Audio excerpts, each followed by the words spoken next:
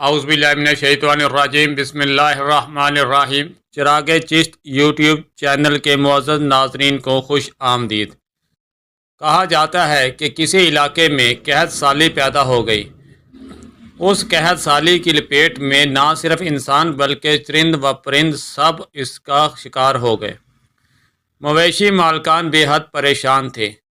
इस दौरान एक मस्जिद के मौलवी ने जुम्मा के खुतबे में नहायत यकीन के साथ ये बात बताई कि अल्लाह का नाम लेकर यानी बिस्मिल्लाह पढ़ कर दरिया को हुक्म दिया जाए तो वो भी नाफरमानी नहीं करता।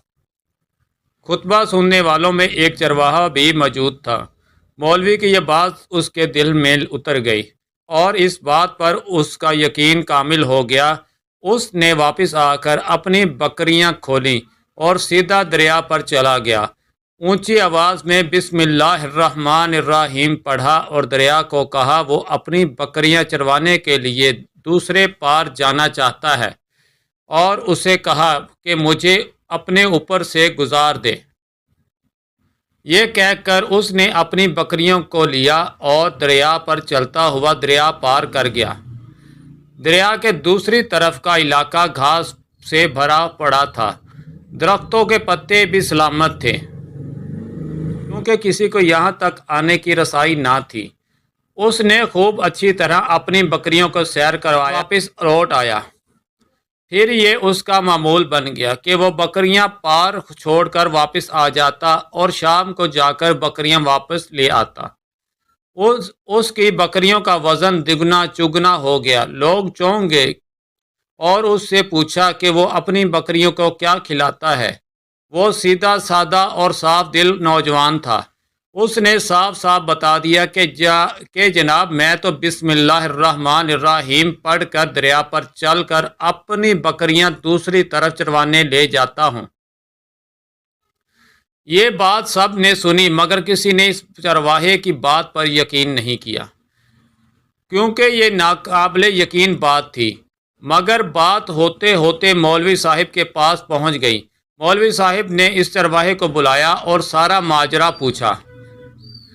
इस चरवाहे ने मौलवी साहिब को ही हवाला बना लिया कि मौलवी साहिब मैं तो आपका शुक्रिया अदा करने वाला था। आपने जुम्मा के खुतबे में जो नुस्खा बताया था कि बिस्मिल्लाहिर्रहमानिर्रहीम पढ़ कर दरिया को भी हुक्म दो तो वो भी इनकार नहीं करता। मैं तो बस आपके नुस्खे पर ही अमल कर रहा हूँ। मौलवी साहिब हैरत से उसके चेहरे की तरफ देखते रहे। मौलवी साहिब ने कहा भाई साहिब ऐसी बातें तो हम हर जुम्मा में करते हैं, फ़कत इनका मकसद लोगों का ईमान बनाना होता है। मगर बकरियों वाला डटा रहा कि मैं तो बस बिस्मिल्लाहिर्रहमानिर्रहीम कह कर पानी पर चलता हूँ और बकरियों समेत दरिया पार चला जाता हूँ। आखिरकार मौलवी साहब ने सुबह खुद यह तजर्बा करने की ठानी, जिसे देखने चरवाहे समेत पूरा इलाका भी आ गया। मजमा ज़्यादा था। मौलवी साहब ने एक दो बार सोचा कि इनकार कर दूं कि कहीं डूब ना जाऊं, मगर वो जो मौलवी साहब को कंधे पर उठा कर लाए थे अब भी जोशो खरोश से अल्लाह अकबर के नारे लगा रहे थे और मौलवी साहब के हक में तारीफ़ें कर रहे थे। आखिरकार मौलवी साहब ने अपने डर को दूर करने के लिए एक रस्सा मंगवाया। पहले उसे एक दरख्त के साथ बांधा, फिर अपने कमर के साथ बांधा, फिर डरते डरते ढीला ढाला बिस्मिल्लाह पढ़ा और दरिया पर चलना शुरू हो गए। मगर पहला पाँव ही रखा था कि पानी में गिर गए। मौलवी साहब डुबकियां लगाने लगे और पानी के बहाव में बहना शुरू हो गए। खींच कर बाहर निकाला। मौलवी साहब के इस हरकत ने चरवाहे को परेशान कर दिया कि मौलवी साहब की बिस्मिल्लाह को ये क्या हो गया, क्योंकि इसका ये रोज़ का मामूल था।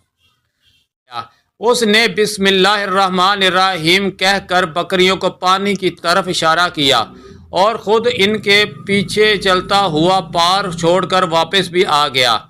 लोग इसे वली अल्लाह समझ रहे थे और इसके हक में नारे लगा रहे थे, मगर वो सबसे बेनियाज सीधा सादा इंसान था।